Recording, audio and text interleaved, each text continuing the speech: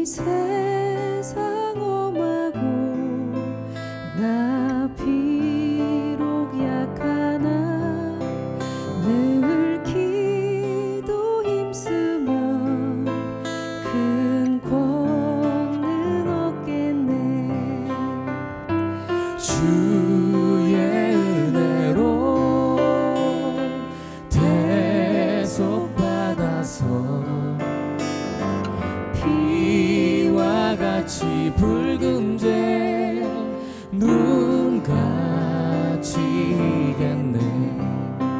주님의 권능은 한없이 크오니 돌 같은 내 마음 못 녹여주소서. 주의 은혜로 대속받아서 피와 같이 붉은 죄 눈같이 이겼네. 내 맘이 약하여 늘 넘어지오니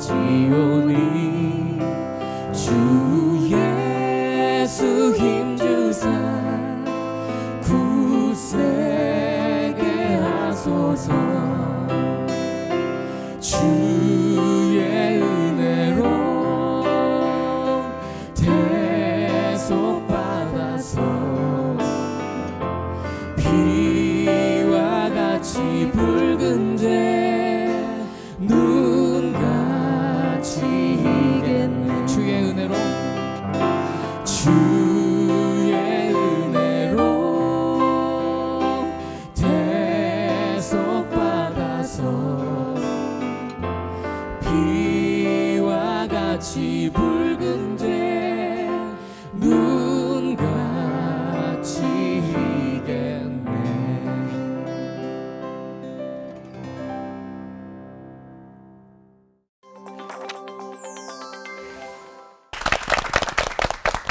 험한 이 세상에서 지푸라기라도 잡고 싶은 심정이 될 때가 있습니다. 나의 가족, 사랑하는 이들에게 병이 찾아와서 고통에 시달릴 때면 누구라도 이렇게 묻게 될 것 같아요. 병은 왜 허락된 걸까요? 오늘 CBS 올포원 주제인데 참 가슴 아픈 주제입니다. 주변의 암으로 또 고치기 힘든 희귀성, 난치성 질환으로 고통받는 분들 이야기 참 많으시죠. 저희 가족도 가족력이 있으시고 제 아내도 또 가족력이 있어요. 저희 장모님이 돌아가시기 직전에 아내가 이제 암투병 오래 하시다가 돌아가셨는데 아내가 엄마 앞에서는 원래 아내가 좀 눈물이 많은데 엄마 앞에서는 눈물을 보이지 않으려고 막 노력했던 그 기억이 저는 아직도 생생해요. 저희 아버지도 사실은 전에 암이 걸리셨었거든요. 위암이셨는데 다행히 초기에 발견되셔가지고 지금은 건강하신데 그때 기도 굉장히 많이 드렸었거든요. 근데 올포원 가족이신 김동호 목사님께서 이렇게 나와주신 게 저는 굉장히 특별하다고 느껴지거든요. 이분은 방사선 치료도 하셨다고 들었는데 그게 굉장히 힘들잖아요. 오늘 컨디션 괜찮으신가요, 목사님? 쌩쌩해.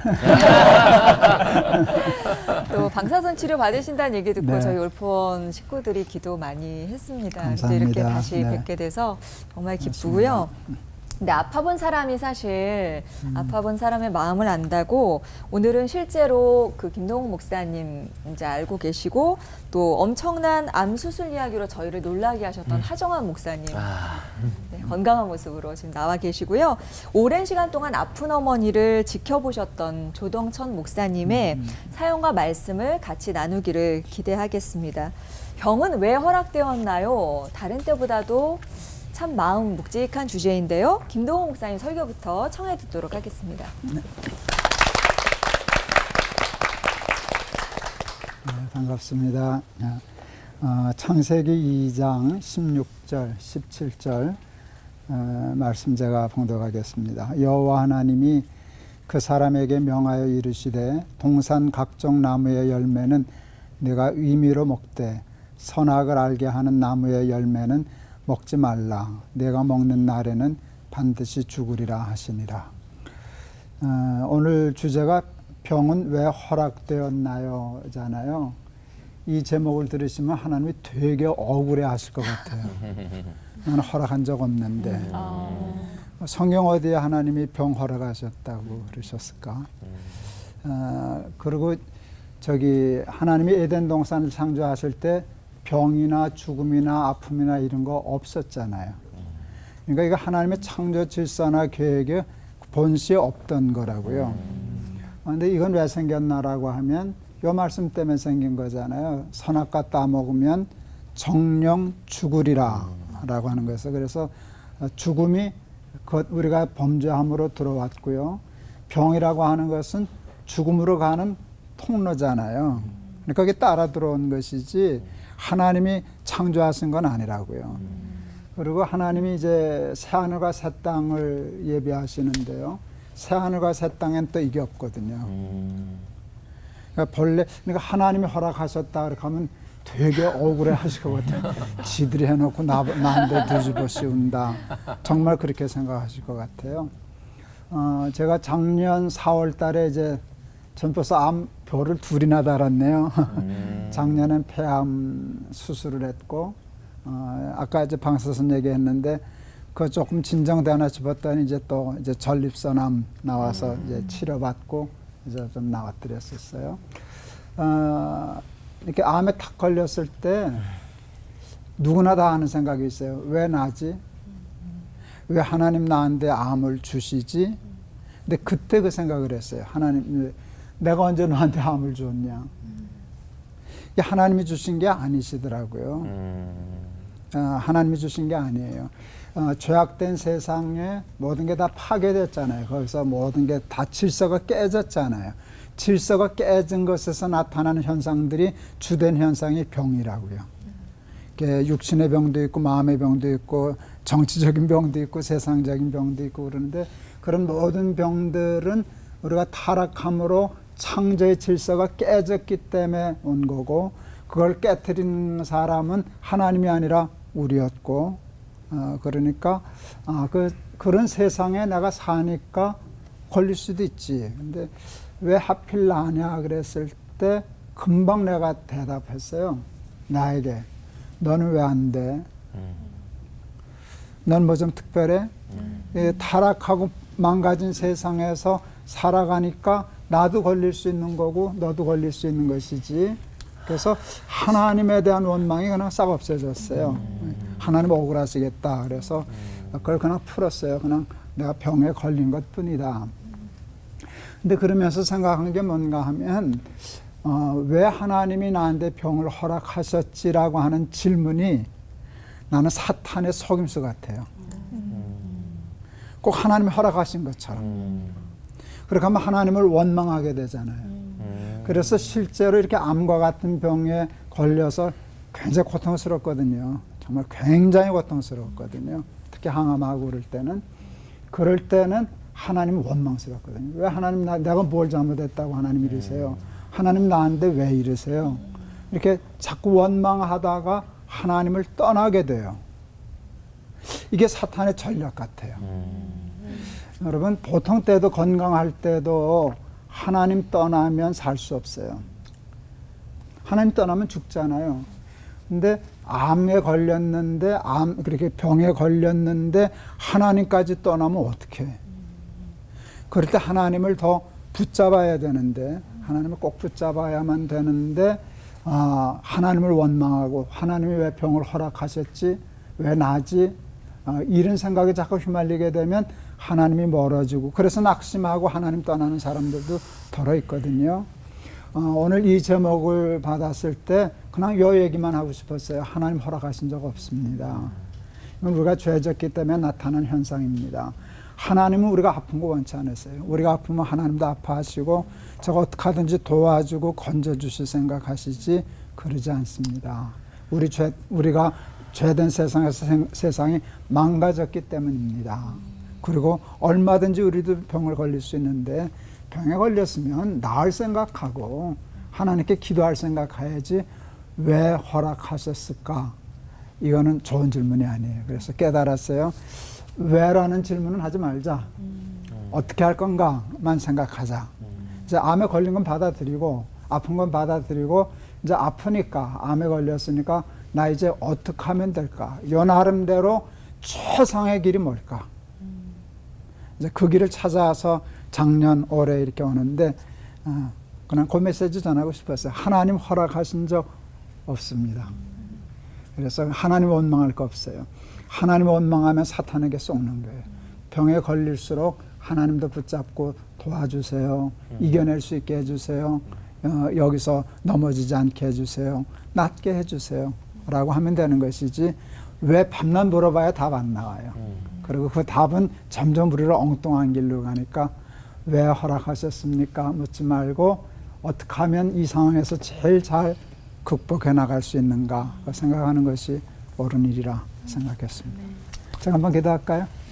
하나님, 아픈 사람이 너무 많습니다. 하나님, 보통 아플 땐 견딜만 했는데 암에 걸려서 항암도 하고 했더니 그거 정말 견딜만한 것이 못 되었습니다. 자연히 하나님이 왜 나를 이렇게 하시나, 왜 병을 허락하셨나, 왜 하필 나에게 허락하셨나 하는 생각이 저에게도 있었는데 하나님이 허락하신 것이 아니라는 것을 깨닫게 되었습니다. 우리가 범죄하여 선악과 따먹었기 때문에 하나님이 말씀하신 죽음이 들어오고 그 죽음으로 이르는 길로서 병과 아픔과 고통이 들어온 것을 깨닫게 되었습니다. 하나님이 허락하신 것이 아니니 하나님 원망하지 말고 불평하지 말고 더 하나님 붙잡고 어떻게 이 질병을 이겨나갈 것인가 생각하고 그 삶을 살아가는 우리들이 되게 하여 주시옵소서. 예수 그리스도 이름을 받들어 기도하옵나이다. 아멘.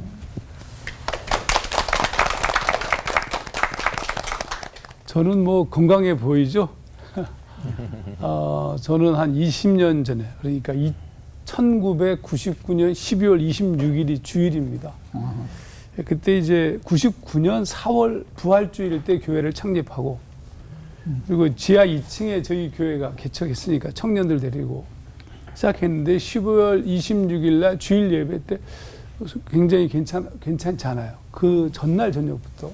근데 이제 예배가 끝났는데 설교를 다 마치고 너무 몸이 안 좋아서 좀 일찍 집에 가야겠다 이렇게 얘기를 하고 이제 밖으로 나오는데 예배당 바로 앞에서 그냥 제가 이 피를 토하기 시작했어요. 그런데 제가 이제 피를 토하는 뭐 이렇게 토해본 경험이 있지만 이건 좀 종류가 달랐어요. 뭔가 이렇게 속에서 울컥울컥이 나오는 거죠. 그리고 한참 피를 토하고 기절을 했습니다. 나중에 한 청년이 그 제 피 토한 거를 다 이제 쓸어 담았더니 세수대 하나로 나왔다고 그래요. 저는 그냥 그 굉장히 놀랐어요. 왜냐하면 그때까지 제가 굉장히 건강했거든요. 운동 좋아하죠. 먹는 거 좋아하죠. 뭐 아주 액티브한 30대 후반이었으니까 날아다니던 시절 아닙니까? 근데 서울대병원으로 바로 옮겨졌어요. 응급실로 갔는데 자리가 없어요. 그러니까 침상에 누워가지고 복도에다가 대기했는데 저는 복도에 대기하지 않고 바로 의사 데스크 앞에 갖다 놨습니다. 왜냐하면 피를 토하고 온 경우는 거의 아주 긴급한 상태라고 보니까 그 다음에 이제 뭐 내시경 하는데 이건 뭐 마취도 없어요. 그냥 막 집어넣었어요. 귀찮았어요. 맛은 없지만 견딜만 했습니다. 그리고 이제 위암이었어요. 그냥 암이 위에서 이게 터진 거예요. 터져서 이 피를 토한 거죠. 그리고 그 부위가 별로 좋지 않아서 저는 위를 전절제를 했습니다. 위 전체를 100%를 다 잘라내니까 20kg이 빠졌어요. 제가 한 달 동안 병원에 입원해 있었는데 이 교인들이 와가지고 물론 저희 청년들보다는 예전 부목사실에 있었던 교회 교인들이 와서 하는 얘기가 저한테 이렇게 얘기해요. 목사님은 절대로 안 돌아가실 거라는, 하나님이 데려가실 리가 없다는 거예요. 무슨 근거로 그렇게 얘기하는지 근거는 굉장히 간단해요. 하나님이 손해라는 거예요. 목사님 같은 분을 데려가면 하나님이 손해시라고. 그래서 제가 그때 손살에 치면서 한 얘기가 있습니다. 하나님이 손해볼 일이 없다. 예. 다 내 잘못 때문에 이렇게 상황이 벌어졌는데 하나님이 손해볼 일이 어디 있냐고. 이 세상에 뭐 얼마나 많은 사람이 있는데 하나님은 절대로 우리를 심판하는 거 안 기뻐하세요. 심지어 예수님께서도 이 세상에 오신 이유가 심판하러 오신 줄 아셨죠? 아니라니까요. 요한복음 12장 47절 사람이 내 말을 듣고 지키지 아니할지라도 내가 그를 심판하지 아니하노라. 내가 온 것은 세상을 심판하려 함이 아니요 세상을 구원하려 함이로라. 하나님께서 우리를 살리시고 우리를 구원하기 위해서 독생자 예수를 보내셨지 우리를 심판하기 위함이 아니에요. 물론 마지막 날에 모든 것이 정리되는 날이 오지만 그 전에 그러니까 특별한 경우가 아니면 죄 때문은 아닙니다. 그러면 왜 그러면 우리에게 이런 문제가 닥쳤을까? 저는 나의 잘못이라고 생각해요. 근데 간혹 죄 때문이 아닌 경우긴 하지만 사명 때문에 주시는 경우도 있습니다. 예를 들어서 바울이 고통스러워했던 육체의 가시 문제가 있었어요. 그게 뭔지는 몰라요. 안질이라고 하는 분도 계시고 간질이라는 분도 계시고. 근데 여하튼 바울이 그걸 놓고 기도를 했어요. 3번 기도했다는 것은 굉장히 완전하게 전심으로 기도했다는 거죠. 그런데 그 기도의 결과 하나님이 뭐라고 말씀하시냐 하면 내 은혜가 내게 족하다. 이렇게 얘기해요. 내 은혜가 내게 족하다. 그 놀라운 사실을 깨달았어요. 더더욱이 이런 말씀을 붙이셨어요. 이는 내 능력이 약한 데서 온전하여 짐이라 하신지라.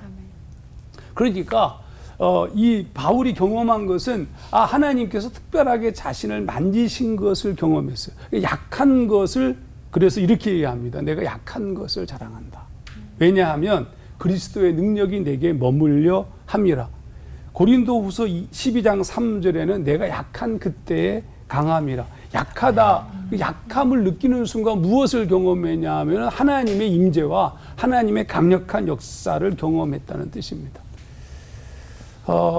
제가 이 말씀 때문에 제 자신도 다시 새롭게 시각을 좀 바꿨습니다. 무슨 얘기냐면 바울은 자신의 병이 낫기를 간구하지 않습니다. 뭐를 생각하냐 하면 오히려 자신을 통하여서 약함을 통해 하나님이 하시고자 하는 일이 있다는 사실을 깨닫게 된 것이고 그때부터 주의 일에 집중하는 삶을 살게 되죠. 저도 뭐 같은 관점이었어요.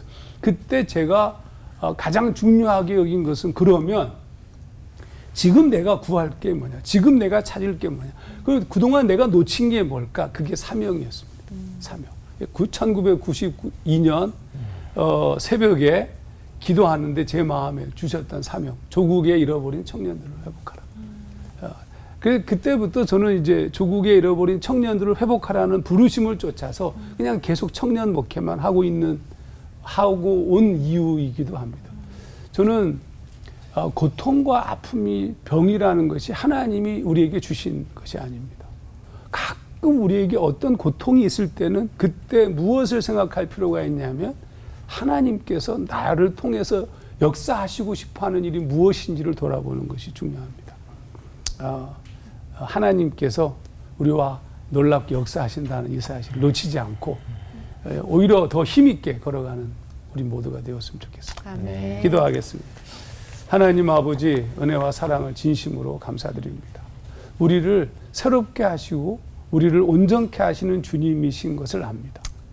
당신께서 원하시는 것은 우리가 질병과 고통 가운데 있는 것을 원하시는 것이 아니라 우리가 이 땅 위에서 놀라운 하나님의 자녀로 사는 것을 원하십니다. 그러므로 우리에게 고통이 올 때 오히려 더 집중하여 우리의 죄를 돌아보는 것뿐만 아니라 내게 주어진 사명에 집중하는 우리 모두가 되도록 인도하시옵소서. 아멘. 예수님 이름으로 기도하옵나이다. 아멘. 아멘.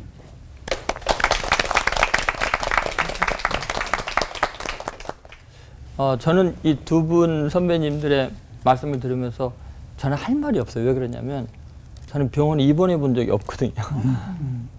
그러나 제가 대학교 때 사랑하는 어머님이 이제 돌아가시는데 암으로 돌아가실 때 굉장히 고통스러운 그 시간들을 지냈던 것 같아요. 제가 병원에 어머니 침실 옆에서 자고 또 학교가 바로 그 병원이었기 때문에 왔다 갔다 했었어요.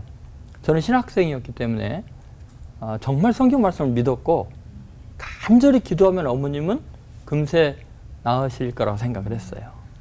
그리고 산기도도 가고 철야도 하고 은사 받으신 분들을 모셔도 오고, 또 어머님은 너무나 고통스러웠고 가난한 집에서 나중에는 뭐 수없이 항암 치료를 받고 수술하고 나중에는 이제 퇴원해서 더 이상 손 쓸 수 없을 지경이 됐을 때는 진통제를 이렇게 놔드릴 돈이 없어서 온몸에 암이 퍼져서 고통스럽게 가시는 것을 사남매가 봐야 했어요.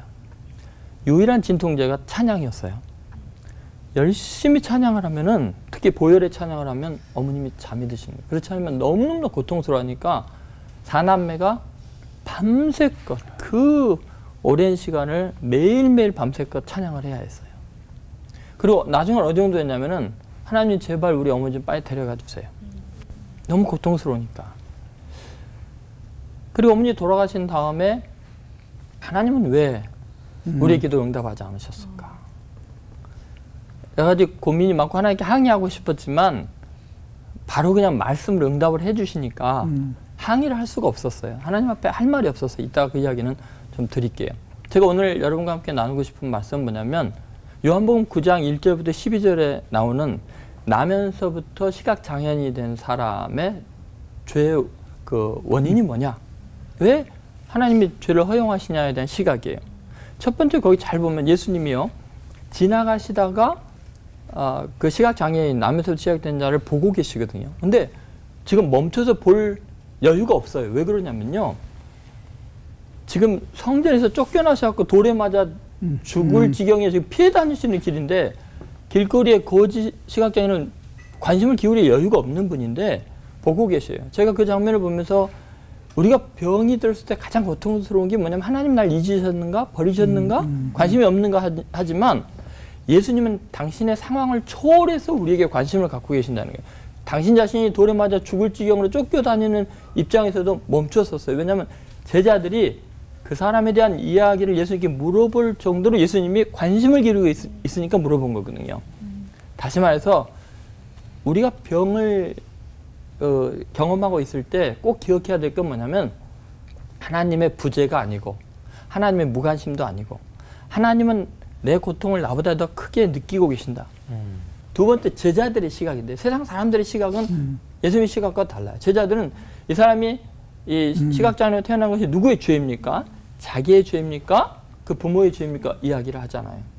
여러분, 왜 그랬다고 생각하십니까? 이것은 자신들의 책임을 회피하기 위한 방법이에요. 자기 방어 기제 작동이죠. 왜냐하면 예수님이 관심으로 지금 기울이고 있다는 것은 뭔가 제자들이 해줘야 된다는 걸 전제하거든요. 그런데 그걸 피하는 방법은, 이건 죄 때문입니다 하면 도와줄 필요가 없어지는 거거든요.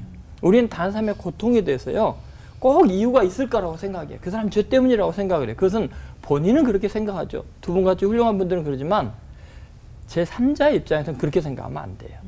그건 자기 책임 회피예요. 도와줘야 될 사람 도와주지 않으려고 죄 때문이라고 이야기하는 거죠. 또 한 가지는 자신들의 의로움을 드러내기 위한 거죠. 한번 생각해 보세요. 누구의 죄입니까? 라고 이야기하는 건 뭐예요? 그러면 자기네들은, 그러면 시각장애는 안 태어난 건 자기가 그들보다 의로워서 그런다고 착각을 해요. 우리가 다른 사람의 고난을 볼 때 내가 그들보다 의로워서 고난을 안 당한다고 생각하는 것은 큰 오산이에요. 그러지 않다는 거예요. 이게 얼마나 큰 실수인가 한번 생각해 보세요. 이 사람들은요, 다른 사람의 고통을 신학적인 논쟁의 거리로 삼고 있어요. 우리는 다른 사람의 아픔에 대해서 함부로 말하면 안 돼요. 자기가 얼마나 명석한가를 이야기하려고 다른 사람의 고통, 병에 대해서 저 사람 왜 병 걸렸을까? 옛날에 못된 짓 하고 남 공격하더니 지가 당하는 것만, 이런 식으로 해석하면 안 된다는 거예요. 그러니까 이 제자들이 지금 그 짓을 하고 있는 거예요. 예수님은 이렇게 이야기하죠. 그 사람이나 그 사람 부모의 죄가 아니다. 여러분, 병이 들었는데 근본적으로 세상에 질병이 들어오는 것은 죄의 문제이지만, 지금 어떤 질병은 하나님이 하고자 하시는 일이 있기 때문에 이루어질 수 있는 거예요. 다 죄로 해결시켜서는 안 된다는 거죠. 물론 근본적인 것은 맞아요. 그러나 하나님은 심판 중에도 우리에게 은혜를 베푸시고 창조적인 일을 행하셔요. 그래서 뭐라 하면 저에게 하고자 하시는 일이 있어서 그렇다는 거예요. 결국은 보는 자들은 보지 못하는 자가 되게 하고 못 보는 자들은 보게 하시는 놀라운 하나님의 아주 근본적인 메시지를 전하시죠. 그럼 가장 거지고 또 시각장애인이고 남들이 보기에는 죄인이라고 태어나지 않는 것이 나을 뻔한 인생에도 하나님의 섭리가 있다는 거예요. 하나님의 하시는 일 사명이 있다는 거예요. 그는 하나님의 작품이고 하나님의 손길이고 보이지 않는 하나님이 이 땅 가운데 역사하시는 하나의 표지가 되어 있는 거예요. 표지판이 되어 있는 거예요. 그의 인생은 어떤 사람의 인생보다 위대한 삶이라는 거죠. 그렇기 때문에 질병의 원인이 뭔가 우리는 하나님의 하시는 일이 거기에는 반드시 있다는 믿음을 가져야 돼요. 어떤 시련과 고통이 있고 아무리 비참해도 그것은 하나님이 당신의 살아계심과 그분의 역사하시는 것과 그분의 영광과 능력을 위해서 지금 나에게 이걸 허용하신 거다. 이걸 통해서 하나님은 놀라운 일을 행하실 것을 믿으시기 바랍니다. 기도하겠습니다. 하나님 아버지, 이해할 수도 없고 해석이 불가능한 많은 고통 중에도 우리는 하나님이 날 사랑하시는 걸 믿습니다. 전능하신 하나님이 얼마든지 막을 수 있음에도 불구하고 우리에게 허용하시는 것에는 하나님의 놀라운 복, 헤아릴 수 없는 은혜가 있는 줄로 믿습니다. 질병 가운데 주님의 행하신 일을 보고 승리하게 하여 주옵소서. 예수님의 이름으로 기도드리옵나이다. 아멘.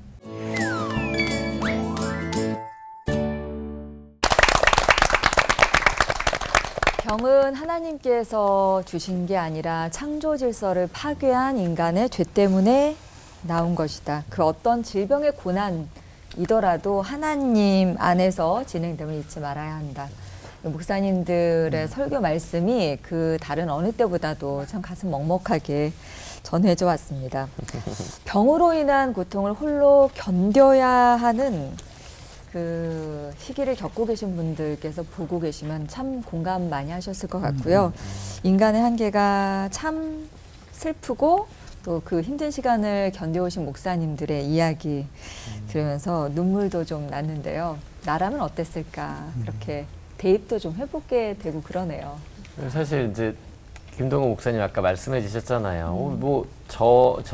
아니 왜 하필 저예요?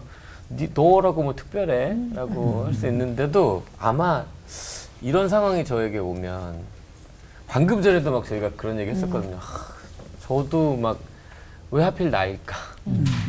그걸 알매도 불구하고 왜 하필 나일까? 하나님 제가 무슨 잘못했나요? 이 생각이 되게 지배적일 것 같아요. 맞아요. 그 다른 사람은 잘도 피해가는데 왜 나만 이런 질병의 고통을 겪어야 하나. 난 신앙생활 잘해왔는데 이것도 내가 치유를 못 받으면 또 사람들한테 맞아. 어떻게 보일까라는 생각까지 들 것 같아요. 사실 목사님들 그 불안하고 또 고통스러운 일 되게 많으셨을 텐데 저는 제가 목사님들 말씀 들으면서 좀 다른 관점이신 것 같아요. 그러니까 일반적인 보통의 사람들보다 목사님들이 어떤 다른 관점에서 말씀해 주셔서 아, 우리가 이런 마음을 가져야겠구나라는 생각을 했는데 그러면 과연 목사님들은 어떻게 그런 관점을 가지게 되셨는지 그게 좀 궁금해요. 먼저 얘기해요. 제가 먼저 얘기할까요? 제가 이 피를 토하고 저는 뭐 고민할 틈이 없었어요. 그냥 피를 토하고 쓰러졌으니까. 근데 제가 피를 토하고 쓰러지면서 이상한 경험을 하게 됩니다. 그게 뭐냐면 평화였어요. 그러니까 제가 원래 뭐 깡이 좋고 뭐 이런 그런 사람은 아닙니다. 근데 피를 토하고 기절했는데 그러니까 기절했죠. 막 제가 축 늘어져서 뭐 주변에 있는 청년들이 막 이렇게 저는 뭐 완전히 근데 제가 저에게서 제가 빠져나오는 그런 경험을 좀 했어요. 그러니까 저는 이미 뭐 축 처져서 뭐 거의 돌아가신 게 아니냐 그러면서 저를 차를 싣고 가는데 그 모든 상황을 제가 이렇게 경험하는 거죠. 누가 내 옆에 있고 누가 나를 이렇게 울고 있고 이게 전부 다 보이는 거죠, 제가. 그러면서 내 안에 이상한 평화가 찾아왔습니다. 그러니까 무슨 얘기냐면 걱정 안 하셔도 돼요. 하나님과의 깊은 영적 교제와 만남이 이루어지고 있는 자들, 저처럼 완벽하지도 않았음에도 불구하고 그분이 주시는 평화가 있어요. 그러니까 스데반이 돌에 맞아 죽으면서도 환한 천사의 모습을 지닐 수 있었던 것은 하나님 보좌 우편에 계신 예수 그리스도에 서 계신 것을 보잖아요. 그러니까 우리가 알 수 없는 경험이 있어요. 하나님이 살아계시다는 거죠. 그래서 제가 보기에는 뭐 전혀 걱정할 일이 아닌 것 같습니다. 우리가 그 평상시에 암에 걸리지 않고 아프지 않을 때도 늘 설교를 듣고 말씀을 듣잖아요. 아프지 않을 땐 그게 무슨 상관인지 모르고 스쳐 지나가는데 그 상황이 되면 예전에 깨닫지 못했던 말씀까지도 해석이 돼서 문제를 해결해요. 그 다음에 그 평화 얘기를 하는데 이제 불안하게 되잖아요. 그렇게 되는데 평화가 필요하는데 평화는 내가 노력해서 되는 게 아니더라고요. 찬송가 있잖아요. 하늘 위에서 내려오네. 제가 이제 처음에 수술하고 항암 끝나고 그 다음부터 이제 5년 추적하는 거거든요. 5년 무사해야 이제 완전 판결 받는데, 그러니까 몇 달에 처음에는 석 달에 한 번씩 CT를 찍어요. 다시 재발했나. 근데 나는 첫 번에 걸렸어. 보통 그렇게는 안 하는데 첫 번에 통과를 못했어요. 뭐가 있다는 거야. 그래서 한 달 만에 다시 찍었어요. 근데 그게 재발된 것이었으면 나는 지금 이 자리에 없어. 이제 그런 상황이거든요. 그러니까 얼마나 불안해요. 그 결과를 들으러 가는 날. 재발됐습니다. 재발 아닙니다. 이제 그 상황인데요. 제가 이제 날마다 기막힌 새벽 하잖아요. 그날 녹화하면서 부른 찬송이 어디든지 예수 나를 이끌면 어디든지 예수 함께 가려네. 어디를 가든지 겁낼 것 없네 하는데 그렇게 은혜가 되더라고.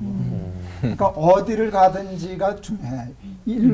제발 아닙니다로 가야만 나는 편안한 건데 어디를 가든지는 제발 됐습니다로 가든지 괜찮습니다를 가든지 거기에 관계없이 예수님이 여기도 같이 가실 것이고 여기도 같이 가실 것이니까 겁낼 것 없네 그러는데 그게 믿어지더라고요. 믿어지는 걸 어떡하겠어. 그 병원에 갔는데 내가 생각해도 이해가 안 나. 불안해야 되거든. 그렇잖아요. 초조해야 되고 침 말라야 되고 혈압 올라야 되는데 아무렇지도 않은 거예요. 그 우리 의사가 우리 교회 집사님이에요. 이제 나중에 판결 다 난 후에 겁나셨죠? 그랬더니 그러더라고. 좀 불안하셨죠? 그랬더니 아니야. 그랬더니 에이. 에이. 어떻게 그럴 수가 있어요? 에이 목사님. 어떻게 그 상황에서 목사님이 이번에 재활이었으면 1년 못 사는 것이었어요. 그런데 그때 내가 얘기했어요. 내가 집사님 오늘 올 때 내가 이 찬송 부르고 왔는데 그게 믿어지더라고. 어디를 가든지 겁낼 것 없네. 어디든지 예수 함께 가. 그러니까 평화는 쏟아지는 거야. 그래서 믿음이 참 중요해요. 그래서 예수 믿는 게 예방주사치고 최고 예방주사. 그러네요. 진짜. 맞아요. 똑같아. 정말 그 세 분의 이야기를 통해서 또 우리는 간접적인 마음의 평화를 얻게 되는 것 같습니다. 이 방송을 통해서 병을 제대로 바라보는 그런 시간, 그리고 우리의 믿음을 다시 한번 점검하는 그런 시간이 됐으면 좋겠는데 병과 좀 제대로 마주보기 한 판을 해야 될 것 같아요. 한번 마주보기 해볼까요? 네. 그래서 준비했습니다. 피할 수 없으면 정면 승부다. 병의 근원을 파헤치기 위한 질문 타임. 좀 힘차게 이번에는 좀 가보도록 하겠습니다. 그래서 우리 목사님들께 질문 드려보도록 할게요. 우리 김동원 목사님께서는 암에 걸린 원인이 나 또는 우리 때문이라고 하셨는데 이 직접 경험하신 입장에서 요즘 시대의 병은 뭐를 잘못해서 오는 건지, 그다음에 구체적인 이 원인 진단도 한번 부탁드리고요. 구약 시대에 하나님께서 심판과 진노, 재앙으로 병을 내리신다고 했는데 병과 죄는 어떻게 연관이 되는 건지 궁금합니다, 목사님. 난 아까 그 우리 조 목사님 설교하실 때 그게 답이었던 것 같아요. 그죠? 제자들의 제가 누구 죄 때문입니까? 꼭 그렇게 우리는 묻고 싶어요. 맞아. 그러면서 자기가 안 아프고 자기는 시각장애자가 아니니까 나는 죄가 없는 것처럼 하는 그런 것들이 있는데 거기 너무 휘둘리지 말고 우리가 타락함으로 창조 질서가 파괴됐다는 거. 거기서 모든 것들이 다 망가진, 고장난 거잖아요. 병은 고장난 거잖아요. 질병이나 이런 고장난 건데 세상에 고장나서 고장난 세상에서 살아가는 인간들도 거기 휘말려서 고장이 나는 것이지. 그러니까 이 전체는 죄 때문에 그런 것이지만 그 당하는 사람이 죄가 있어서 당하고 그거하고는 또 관계가 없다는 거죠. 전체적인 창조 질서의 파괴로 보면 되는 거고 또 내가 약해졌다 그런 거면 내가 뭔가를 뭘 잘못했겠지. 죄일 수도 있지만 무슨 잘못된 환경에 노출됐다거나 또 나이 들면 또 약해지잖아요. 난 담배 안 폈거든. 당연히 그래서 폐암 걸려가지고 의사한테 물어봤어요. 난 담배도 안 폈는데 왜 걸렸지? 그랬더니 그 의사가 재밌어요. 젊은 게 인턴이신 것 같아요. 그랬더니 아무렇지도 않게 그냥 목사님 연세되시면 걸립니다. 그러니까 이제 이렇게 나이 들어가고 약해지고 세상도 파괴되고 자기도 약해지고 하는 하나의 과정이지.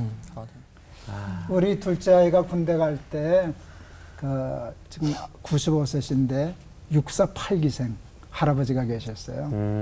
6.25 때 이제 소대장하고 대대장하고 그래서 이렇게 부상도 당하고 그러신 분인데 기가 막힌 얘기를 해주셨어요. 훈련 받다 보면 꼭 죽을 것처럼 무섭고 그런 게 있는데 야 그것 때문에 죽은 놈 몇 없단다. 차 사고로 죽은 놈이 많지. 다 지나가. 다 지나가. 근데 어머니 고통스러웠지만 하나님이 지나가게 해주셨잖아요. 끝나게 해주셨잖아요. 그래서 이걸 놓고서 생각하면은 받아들일 수 있는데 이게 없다면 그 얼마나 불쌍한 일이에요. 그래서 너무 뭐 누구 죄 때문에 뭐 이제 그렇게 내가 아까 얘기했잖아요. 왜라고 하는 질문은 그다지 많이 할 필요가 없다. 점점 수렁으로 빠져들어가. 어떻게 헤쳐나갈 건가 하는 생각하는 게 더 좋지 않을까 싶어요. 이게 뭐 다 지나간다고 하지만 막상 그 순간이 되면은 맞아.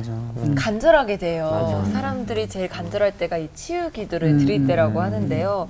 조동찬 목사님께서도 그 치유 기도를 좀 간절히 드리셨지 않았을까 이렇게 생각이 들거든요.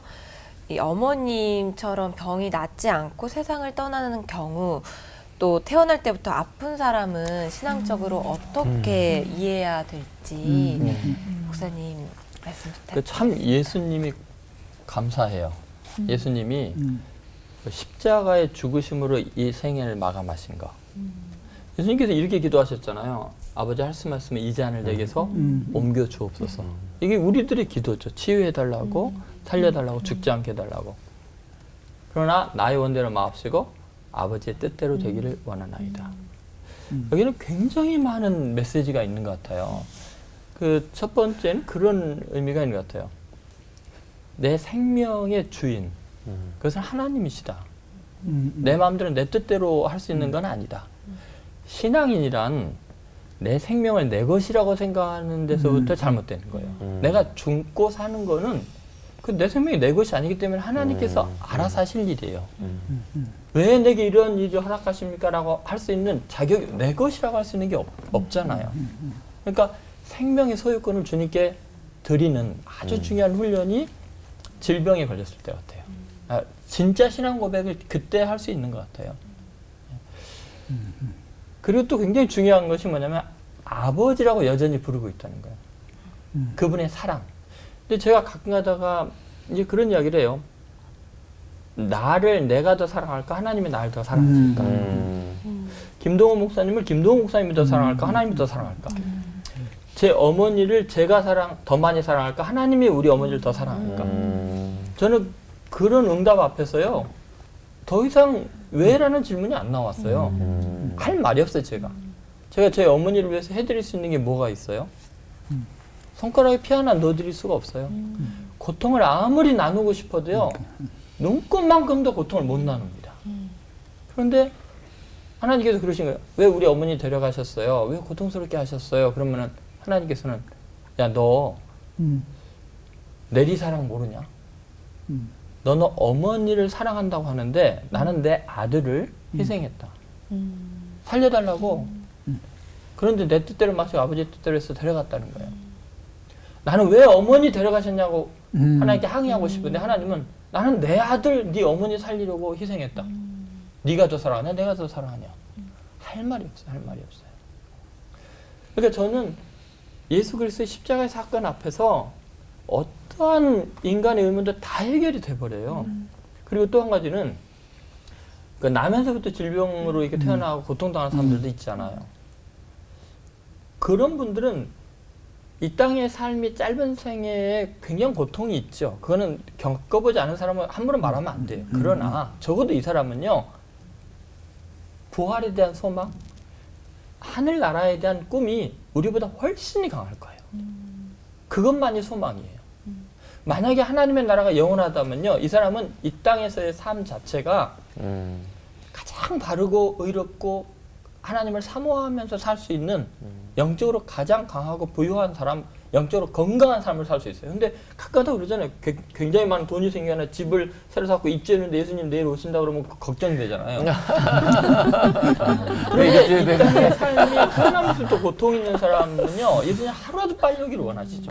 하늘나라에 대한 사모함이 있죠. 그리고 자꾸 병에서 왜 데려가셨냐고 그렇게 질문할 수 없는 게요. 그럼 안 가려고? 제 어머님이 너무 고통스러울 때 우리가 하는 기도가 뭐냐면 제발 빨리 좀 데려가달라는 거였어요. 안 죽는 게 가장 큰 고통이었어요. 그런데 여러분 보세요. 하나님은 우리를 빨리 만나고 싶어요. 영원한 나라에 초대하고 싶었는데 우리는 안 간대. 병 빨리 낫게 해달라. 아니 그 병을 통해서 빨리 데려가려고 그러는데 아니 안 갈래. 빨리 낫게 해주세요. 하나님 사랑한다고 하면서 영원한 천국에 그렇게 줬다고 하면서 우리는 거꾸로 지금 이 땅에만 소망을 주잖아요. 그러니까 나면서부터 질병으로 갖고 온 사람, 또 기도에도 그 결국은 사랑하는 사람이 죽는 이 모든 과정들은요, 신앙의 시금석이에요. 진짜 내가 하나님을 사랑하느냐, 하나님을 믿느냐, 정말 영원한 나라를 사모하느냐. 그래서 김동욱 선생님께서 말씀하셨지만 이쪽을 배경으로 여기를 바라보면은 해결 안 되는 게 아무것도 없어요. 그런 측면에서 정말 내가 하나님을 믿는 사람인가는 이 질병과 죽음 앞에서 확연히 드러나게 됩니다. 또 질문 드려보도록 하겠습니다. 이 고난이 유익이고 약한 데서 온전하여진다는 성경 말씀을 저희가 또 의지하면서 항상 살고 있는데 막상 진짜 나와 내 가족이 병에 고통에 시달리면 그보다 힘들고 약해질 때가 없는 것 같습니다. 하나님께서는 이 사랑하는 사람의 질병과 고통을 통해서 어떤 일을 하기 원하시는 걸까요, 목사님? 이렇게 가족이 제가 아픈 건 좀 괜찮아요. 예상외로 내가 아프면 그건 견딜만 해요. 근데 저도 이제 우리 어머님이 그 자궁암으로 돌아가셨는데 이게 이제 3기 말이셨어요. 그래서 병원에서는 6개월밖에 살 수 없다. 그래서 이제 항암 치료 받으시고 방사선 치료 받았는데 회복이 안 되셔서 그게 이제 한 2년 사셨는데 점점 이 암 덩어리가 커지잖아요. 그러면 이제 좌골신경통으로 와요. 그러면 이 허리 아래로 모든 뼈가 아프니까 병원에서는 이제 몰핀 같은 강한 진통제를 주죠. 그럼 그거 드시면 이렇게 정신이 몽롱해지셨다가 그거 깰 때쯤 되면 이제 굉장히 고통스러워하시고. 근데 우리 어머님이 저를 이제 신학을 보내시고 목회자로 키우셨으니까 39에 혼자 되셔가지고 저만 믿고 이제 그런데 잘 이해가 안 됐어요. 왜냐하면 아니 아들을 혼자 되셔서 아들을 목회자 만드시고 그렇게 살아오셨는데 왜 이렇게 고통당하실까? 이게 잘 안 돼요. 이 외아들 입장에서 보자면 이게 보통 고통스러운 게 아니에요. 이게 엄청 아파하셔요. 그러니까 별거 다 했죠. 별가지. 그런데 이제 어느 날부터인가 우리 어머니의 고통의 차원이 달라지는 걸 경험하게 됐어요. 그게 뭐냐면 어머님이 지옥을 갈 거라고 얘기하는 거예요. 정신이 돌아오시면 약효가 떨어져서 정신이 돌아오시면 나 지옥 갈 것 같다. 우셔요. 그러니까 이제 몸의 고통은 고통대로 지옥에 대한 두려움은 지옥에 대한 두려움대로 마음의 지옥이시네요. 진짜. 그러니까 이게 어떻게 해야 될지 모르겠어요. 그래서 어느 날 제가 이제 왜 그러시냐고 그랬더니 우리 어머니가 저한테만 제 아내한테도 얘기하지 않고 저한테만 무슨 얘기를 하냐면 죗값이라고 얘기하시는 거예요. 이거는 어떻게 방법이 없어요. 근데 그거는 본인이 얘기하는 거니까. 근데 이제 우리 어머니가 왜 죗값이라고 얘기하냐면 우리 어머니가 산부인과에서 보조간호사 시절부터 오랫동안 근무하셨어요. 그러니까 이게 50년대, 60년대, 70년대 가장 많이 행한 것이 낙태 수술. 근데 원장 선생님을 도와서 낙태 수술을 했거든요. 이거 우리 어머니의 말에 의하면 낙태하면 애를 끄집어내 애가 온대요. 그런 애를 누구한테 주냐면 아버지한테 주면 그럼 뭐 대부분 어린 미성년자들이 아이를 갖고 이런 경우잖아요. 그러면 그러니까 그거 어머니 회개하셨죠. 충분히 회개하셨는데 어느 날 이 죽음 앞에서 그게 이제 당신을 짓누르는 거예요. 그게 제가 아니 주님의 보혈의 공로로 다 용서 받으셨는데 어머니 근데 이게 말로 되는 게 아니에요. 여러분 말이 아무리 설득을 잘해도 이게 받아들여지지가 않아요. 본인 스스로가 그걸 용납하지를 못하는 거예요. 그러니까 우리는 이거는 어떻게 해야 좋을지 모르겠어요. 맨날 하는 것이 병원에 가서 약 타가지고 와서 약 드시고 몽롱한 상태에 돌아오면 또 아프고 고통스러워하고 견딜 수 없는 거죠. 우리 보는 저도 견딜 수가 없는데 근데 어느 날 이제 기가 막힌 일이 벌어집니다. 우리 어머니가 이제 같이 이제 제 아내하고 저하고 셋이서 이렇게 집에서 기도하고 늘 그러는데 기도를 하고 났는데 어머니가 얼굴이 너무 화나신 거예요. 그게 도대체 왜 그러시냐고 우리가 물어봤죠. 그랬더니 우리 어머니가 그때 놀라운 경험을 하셨는데 벽에 나무로 만든 황토색 십자가가 있었는데 그 십자가가 하얗게 변하더래요.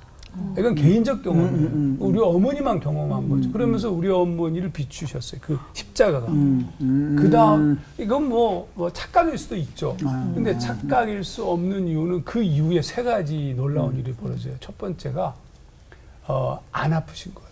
그러니까 우리는 일주일에 한 번씩 가서 몰핀을 타가지고 오는데 안 드셔도 아프지가 않으셔요. 두 번째는 지옥에 대한 두려움이 사라졌죠. 그러니까 완전히 평안해요.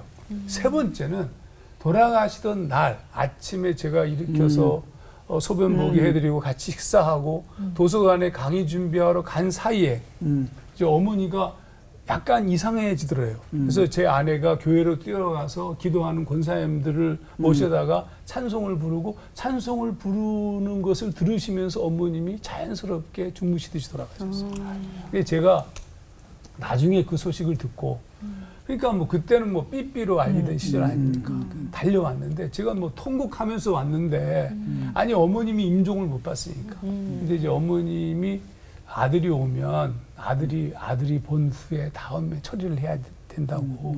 그래서 이제 얼굴 병풍 뒤에다가 어머니를 모셔놓고 얼굴에 수건을 이렇게 덮어놓은 상태였어요. 수건을 이렇게 탁 벗기면서 보라고 그러더라고요. 근데 어머니 얼굴 보는 순간 제 울음을 딱 멈췄어요. 어머니 얼굴이 완전히 천사의 얼굴이에요. 그렇게 평안할 수가 없어요. 저는 사실은 뭐 나중에 또 얘기하게 되겠지만 제가 암에 걸렸을 때 그런 상황이 만났을 때 전혀 괜찮았던 이유는 예방주사를 맞았어요. 그러니까 그 상황을 바라보면서 하나님의 살아계심이 너무 선명하게 다가오니까 매 순간순간마다. 그래서 아까도 얘기했지만 걱정하지 않으셔도 돼요. 사실은 오히려 계속 주님을 고정하고 우리 시선을 이렇게 바르게 세워서 살아가는 그 삶이 제일 중요하겠죠. 오늘 CBS 올포원 주제 많이 눈물을 흘리면서 듣지 않을까 싶었는데 눈물도 좀 났지만 사실 더 큰 은혜와 또 감사에 대한 이야기들이 쏟아지고 있는 것 같아요. 네. 그래서 마지막으로 좀 목사님들께 여쭙고 싶은데요. 질병을 얻고 난 전과 후 어떻게 달라지셨는지 좀 궁금하고요. 또 이 죽음과 질병 앞에 두려움 마음이 있는 저희들 영혼의 관점으로 어떻게 살아야 할지 또 그것도 짧게 좀 가르쳐 주시면 좋겠습니다. 이렇게 암 얘기를 들었을 때 뭐 그렇게 불안하지는 않았어요. 그런데 당황스럽더라고. 암이야? 이제 그런 생각이 들잖아요. 그러니까 그 다음에 이제 하는 일이 다 SNS 찾는 거예요. 암에 대해서, 폐암에 대해서 알아야 되니까. 근데 참 기가 막힌 모든 정보가 거기 다 있어요. 아주 품질이 높은 정확한 정보들이 있는데 그걸 알면 문제가 풀리는 게 아니더라고요.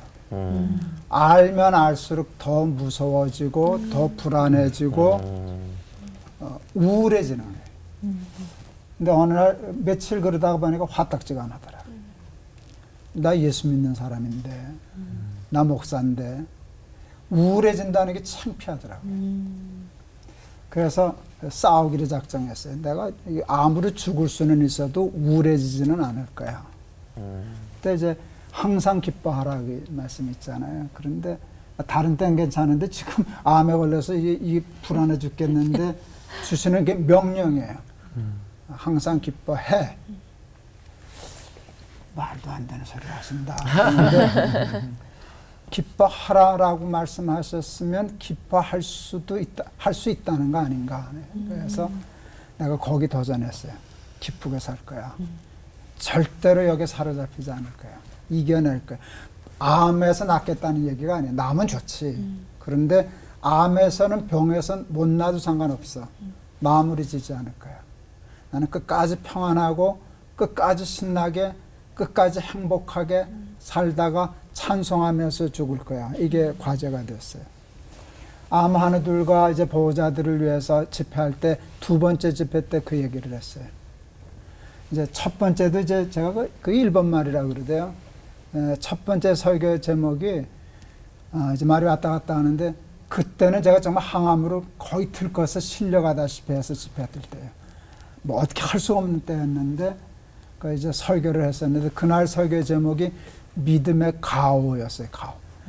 그 무슨 영화 있잖아. 형사들이 야 우리가 돈이 없지 가오가 없냐.